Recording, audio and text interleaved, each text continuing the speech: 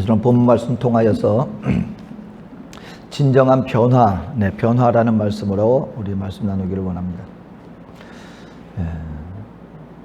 그러니까 미국에서 이제 엘리베이터가 막 개발이 되었을 때 일입니다. 시골에서 한 노 부부가 자기 아들들과 함께 도심지를 이제 방문을 했습니다.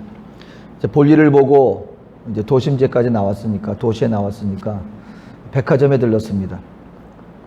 백화점에 이제 가면은 남자분들은 주로 하는 게 뭡니까? 가만 앉아 쉬고 여성분들은 이제 쇼핑을 하고, 여기서 이제 노인 아버지와 아들이 그냥 의자에 가만 앉아서 쉬고, 그 어머님은 이것저것 살 것이 있나 이제 쇼핑을 하러 백화점을 둘러보고 있는데, 마침 이 부자가 앉은 그 자리가 바로 앞에 이제 막 개발이 된 그 엘리베이터 그 바로 앞자리에 이제 사람들도 보고 가만 앉아서 쉬고 있는데, 엘리베이터가 뭔지 모르는 거죠. 이분들은 농촌에서 왔기 때문에 아직 엘리베이터가 뭔지 모르는 상황이었습니다. 근데 갑자기 앞에 조그만 상자가 있는데 철문이 확 열립니다. 그러더니 한 할머니가 그 안에 쑥 들어가요. 그리고 잠시 후에 문이 또 열리는데, 아까 들어갔던 할머니가 나오는 게 아니고 젊은 여자가 딱 나오는 거예요. 그랬더니 이 노인이 그거 보더니 눈이 휘둥그레지고 놀래가지고 아들한테 소리칩니다. 야, 빨리 가서 네 엄마 데리고 와. 빨리 가서 네 엄마 데리고 와. 그러니까 엘리베이터가 뭔지 모르고 나이 드신 분이 들어갔는데 젊은 여자가 돼서 나오니까 야, 네 엄마 데리고 와. 그랬다는 것입니다.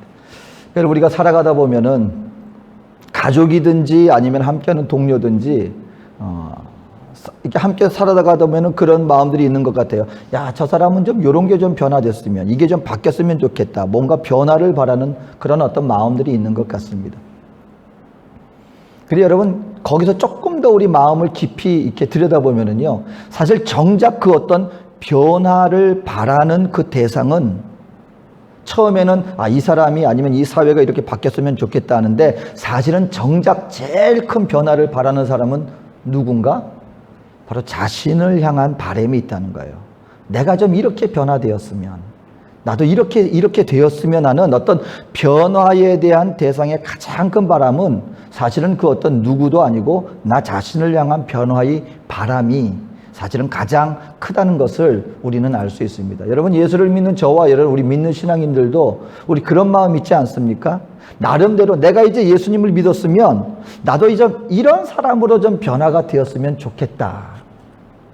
아마 그 누구보다도 우리 믿는 하나님의 백성들은 이와 같은 변화에 대한 갈망이 아마 누구보다 크지 않을까 싶습니다.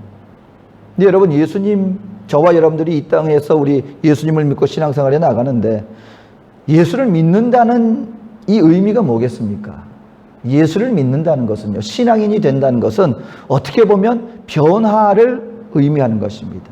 예수를 믿고 이전과는 또 다른 어떤 새로운 삶, 또 새로운 방향, 이 변화를 의미하는 것입니다. 그러니까 여러분, 한마디로 예수를 믿는다는 것을 다른 말로 표현하면 변화다라고도 얘기를 할 수 있을 것입니다. 그래서 예수님도요, 이 땅 가운데 오셔서 본인의 사역이 나는 이와 같은 사역을 할 거야 라는 의미로서 예수님이 이 땅 가운데 공생애 시작하시면서 제일 처음 행한 이적이 뭔지 아십니까? 가나 혼인잔치에서 물이 포도주로 변화되어지는 바로 그 이적을 가장 먼저 행하셨어요. 여러분, 아무 맛도 없는 물이 포도주가 되는 것입니다. 이거는 그냥 차가운 물이 따뜻한 물이 됐다가 이 정도의 변화가 아니에요. 완전히 본질적인 변화입니다. 물이 포도주가 되는 것입니다. 예수님이 이 이적을 통하여서 말씀하고 싶은 것은 바로 이것입니다. 내가 이 땅에 온 목적은 무엇이냐? 바로 너희로 하여금 너희가 변하게 하도록 하기 위한 내가 그러한 사역을 나는 앞으로 감당할 거야 라는 예수님의 사역의 상징으로서 이 첫 번째 이적이 바로 물이 포도주가 되는 바로 그와 같은 이적이었던 것입니다. 여러분, 하나님도 우리 믿는 믿음의 백성들이 변화되기를 원하십니다.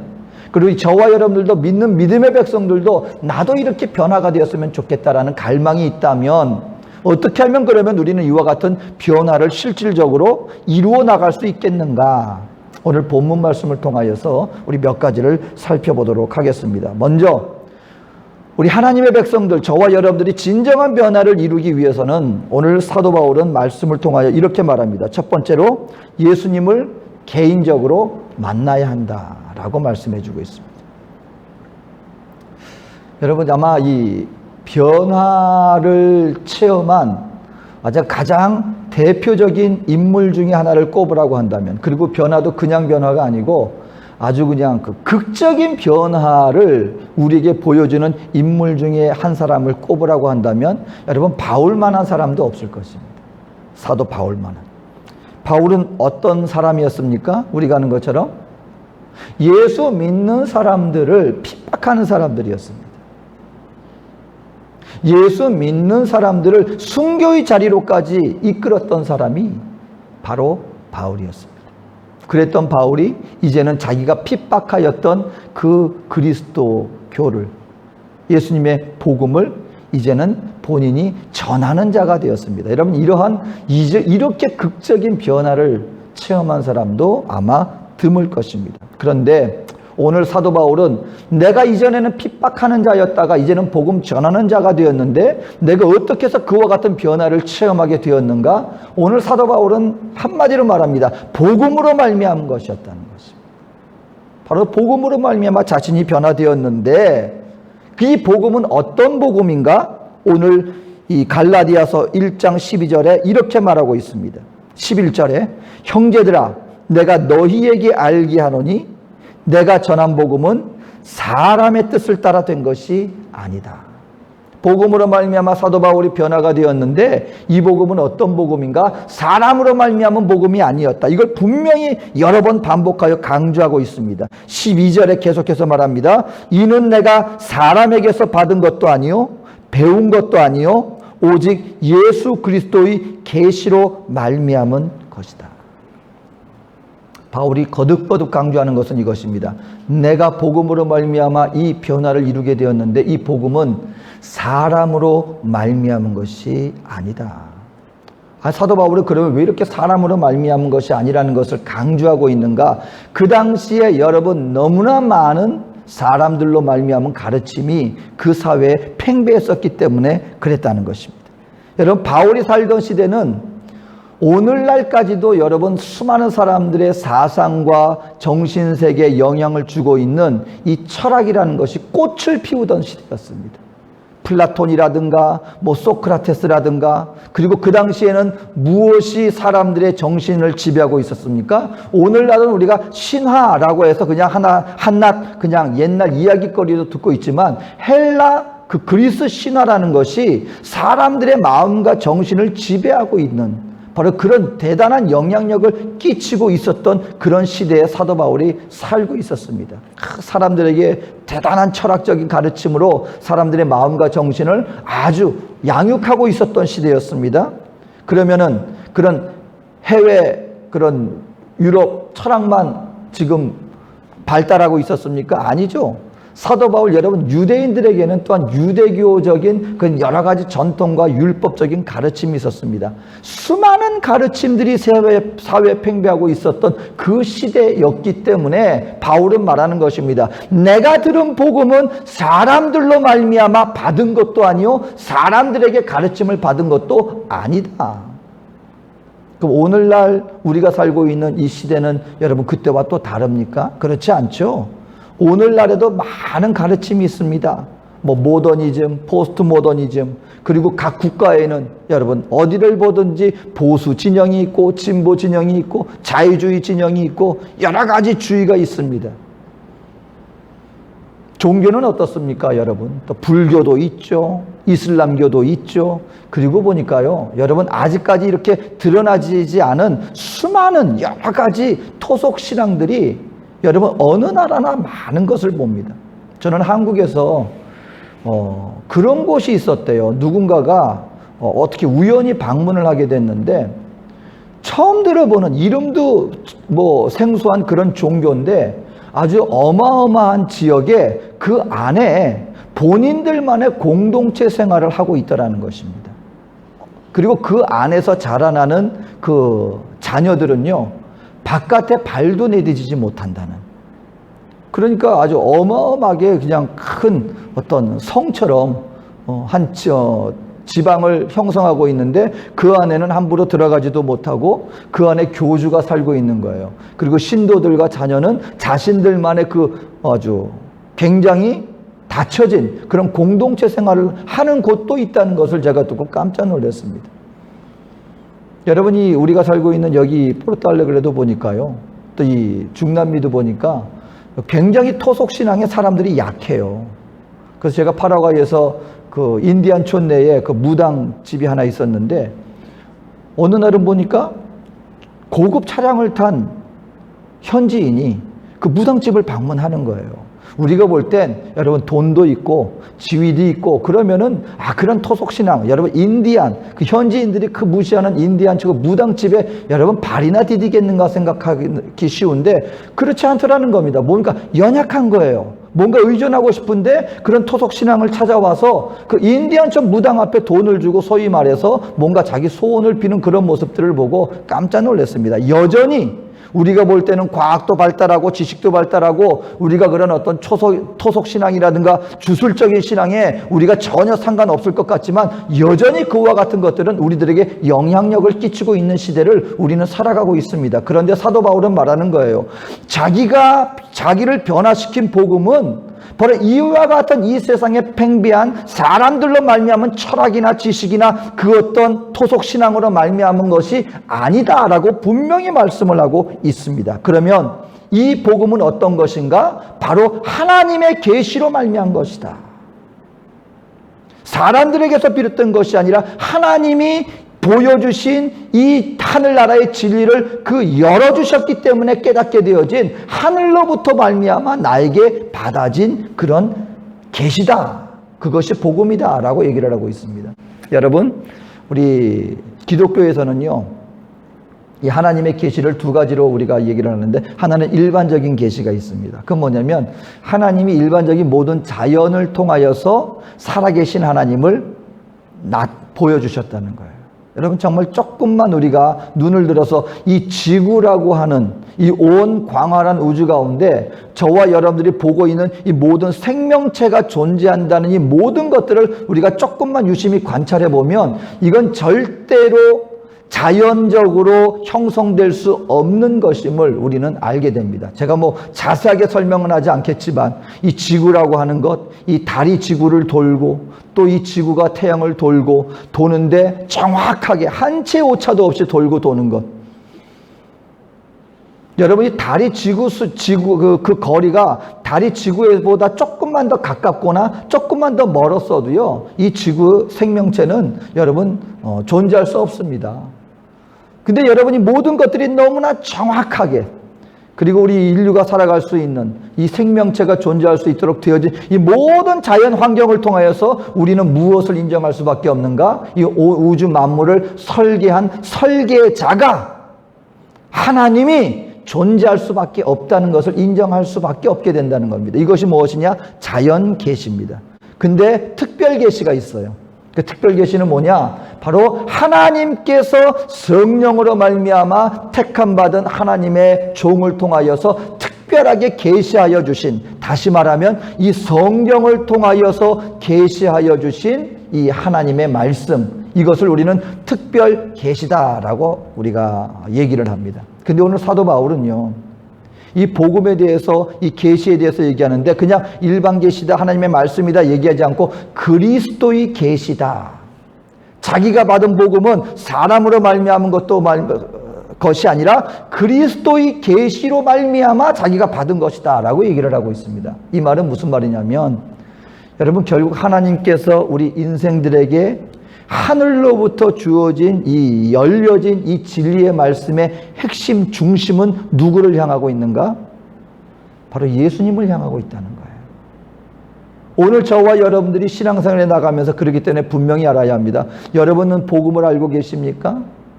여러분 신앙생활을 하면서 복음을 받아들였습니까? 이 말의 의미가 무엇이냐면 여러분들은 예수 그리스도를 알고 계십니까? 이 말과 여러분 동일한 의미인 것입니다. 왜냐하면 하나님이 우리에게 복음의 계시를 보여주셨는데 이 계시의 중심, 이 복음의 중심 내용은 누구인가? 바로 그 어떤 지식이 아니라 바로 예수 그리스도가 이 모든 복음의 중심이기 때문에 그렇다라는 것입니다. 오늘 그렇기 때문에 저와 여러분들은 알아야 한다라는 것입니다. 복음으로 말미암아 우리가 변화를 받는데 이 변화의 내용은 무엇인가? 바로 예수 그리스도다라는 것입니다. 예수 그리스도를 받아들이게 되어질 때 우리에게 어떤 역사가 나타납니까? 변화의 역사가 나타나진다. 사도 바울은 오늘 그것을 간증하고 있는 것입니다. 여러분, 그러면은 예수의 복음으로 말미암아 우리 믿는 하나님의 백성들이 변화를 받게 되는데 이 변화의 정도가 어떤 정도의 변화를 얘기하는 것이겠습니까?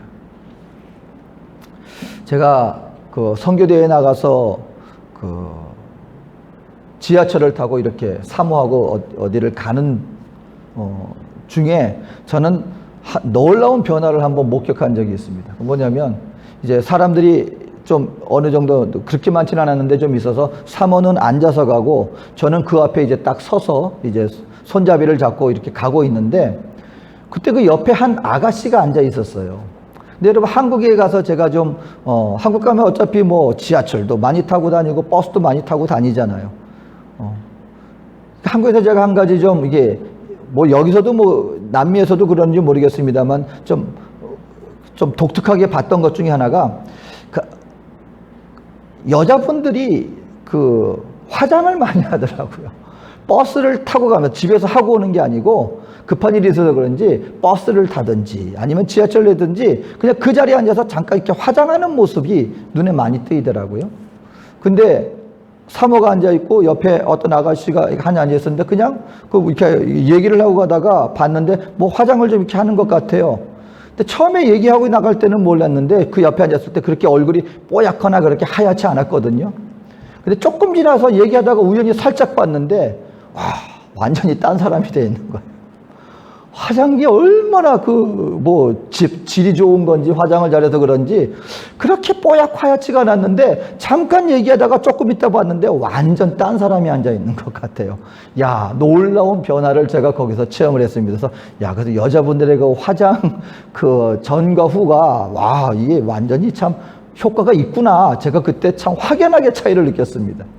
이것도 변화라고 할 수가 있겠죠. 여러분, 신앙에 대해서 예수님을 믿고 살아간다는 게 이렇게 외적으로 약간 변화를 한다거나 우리의 말투가 변한다거나 여러분 우리의 삶의 방식이 약간 변한다거나 여러분 이 정도의 변화를 얘기하는 것이겠습니까?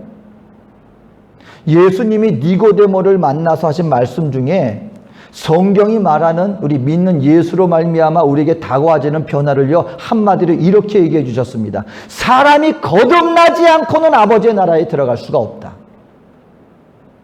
여러분 우리 믿는 하나님의 백성들이 이걸 알아야 돼요. 주님이 말씀하시는 예수로 말미암아 다가와지는 변화의 정도는 단순히 나의 삶의 어떤 모습이라든가 양식이라든가 말투라든가 외모가 변하는 정도가 아니라 완전히 죽었다가 다시 살아나는 정도의 거듭난 정도의 이 변화, 완전히 새 사람이 되어지는 정도의 변화, 이것이 성경이 말하는 변화의 온전한 모습입니다.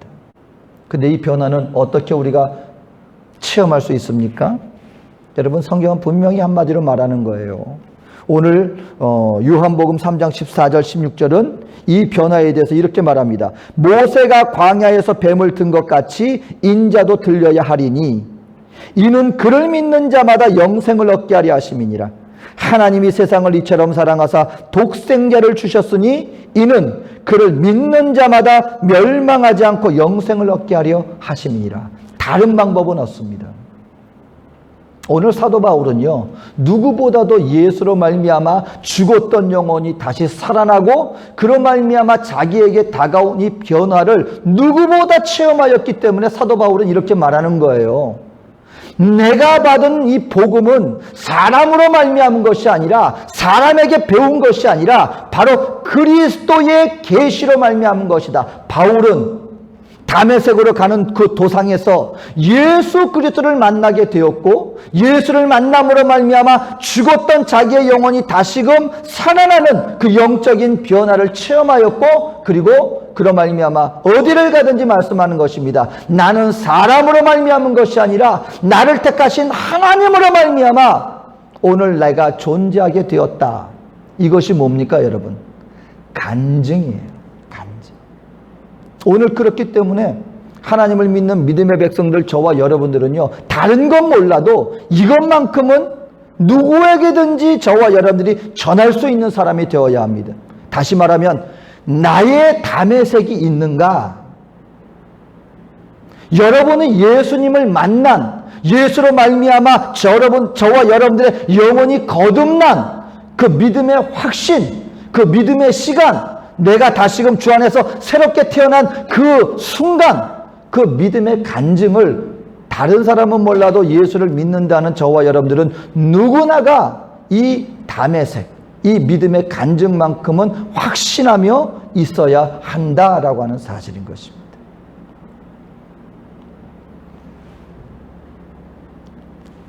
저의 다메섹은 파라과이 그 까아쿠페 청소년 수련회였어요.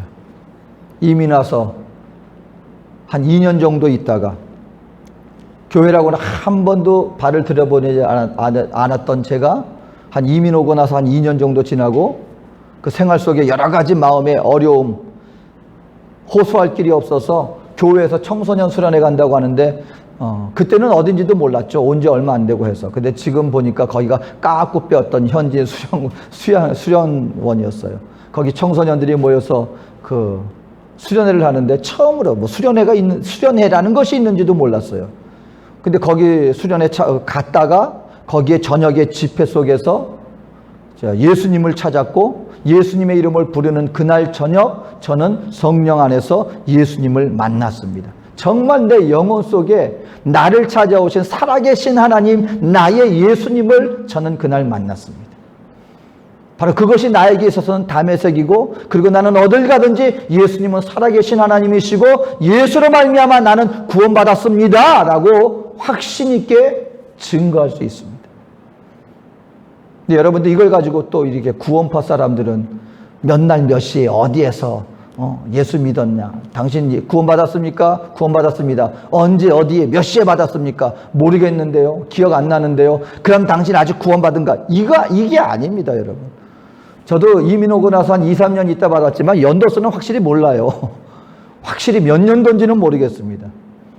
하지만 1월 달 중에 그 수련안이라는 것 정도는 알죠. 여러분, 어느 시간, 어느 장소, 몇 날 몇 시, 이게 중요한 게 아니죠. 내가 예수를 만났는가 하는 믿음의 확신이 중요한 것이지 시간과 장소가 중요한 것은 아닙니다. 오늘 이 자리에 계신 저와 여러분들 진정한 변화를 원하십니까? 그렇다면 한 가지는 분명해야 합니다. 내가 바로 예수님을 만나야 합니다. 오늘 그런 의미에서 이 어려운 시기를 살아갈 때 저와 여러분들 다시 한번 확신해야 되는 것은 이것입니다. 이 믿음의 신앙이 없는 분들은요, 지금 이 사회에서 기독교인들을 아니면 이 사회에서 우리 성도들을 향하여서 많은 부정적인 얘기를 쏟아놓고 분위기적으로 마치 기독교가 이 사회에 폐를 끼치는 존재인 것처럼 몰아간다 할지라도 예수를 향한 믿음의 신앙 고백이 있는 분들은 그런 분위기에 그 신앙이 흔들리지 않는다는 것입니다. 여러분 기억하십시오. 이 세상은 하나님을 대적하는 그와 같은 분위기가 있습니다. 악한 원수마귀 정사와 권세 잡은 자들은요, 이 교회를 핍박합니다. 성도를 핍박합니다. 어떤 틈만 있으면 교회를 넘어뜨리려고 하는 존재들인 것입니다. 교회를 향한 부정적인 얘기, 교회를 향한 부정적인 분위기는 여러분 우리가 사는 평생 동안 이 땅에서 하나님이 이 땅을 심판하시기 전까지 언제라도 존재할 것입니다. 그러한 분위기에 저와 여러분들이 휩쓸리지 않을 수 있는 유일한 길은 이것입니다. 내가 만난 예수 그리스도를 확신하는 것입니다. 나는 예수를 만났는가? 예수님은 나의 주인이 되었는가?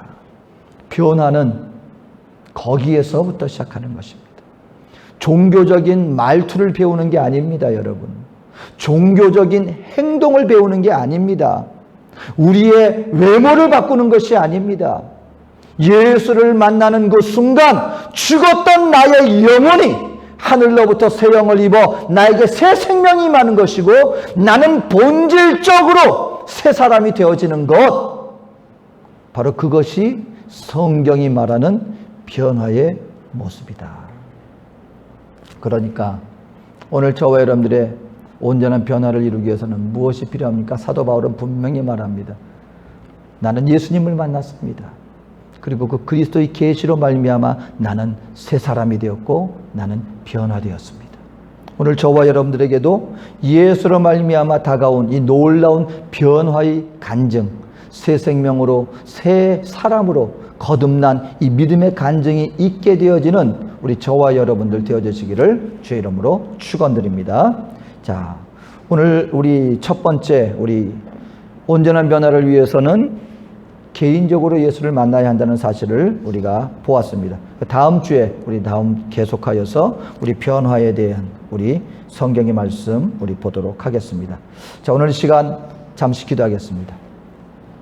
사랑의 좋으신 아버지 하나님, 오늘 우리 인생들 주님 앞에 살아나가고 있습니다.